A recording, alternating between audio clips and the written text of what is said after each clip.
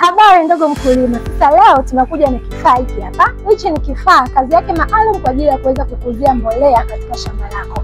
Kifaa hiki, moja ya uzuri wake bwana, unaweza ukaseti au ukapangilia mwenyewe unataka uweze kukuza mbolea yako kwa kiasi gani. Kuna saizi ya kati, kuna saizi ya chini na kuna saizi kubwa kabisa. Kwa hiyo tunaweza kukuonyesha namna gani unaweza kukuza mbolea katika shamba lako. Lakini sisi leo tunatumia mchele kama inavyofuata.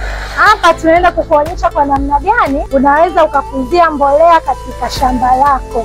Sasa hapa unaona sisi tumetumia mchele, hatujatumia mbolea. Ina maana wewe ukiweka mbolea, utaona mbolea yako inakuwa inakuja kwa hivi, inakuwa inatoka huko. Kwa hiyo wewe kitu cha kwanza ambacho unaweza kukifanya, unachagua unataka kuseti mbolea yako itoke kwa level gani, yani kwa kiwango gani. Itoke ikiwa nyingi, itoke kawaida au itoke saizi ya kati. Sisi hapa tutafanya majaribio ya kwanza kwa kutoa mbolea yetu saizi ndogo kabisa.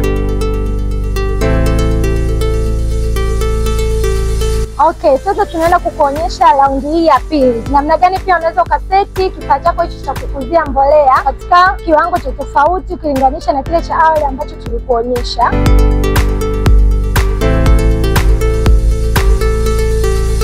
Sasa wakati huu tunaenda kukuonyesha saizi nyingine ya mwisho ambayo tumeiseti kwa ajili ya kuweza kukuzia mbolea katika shamba.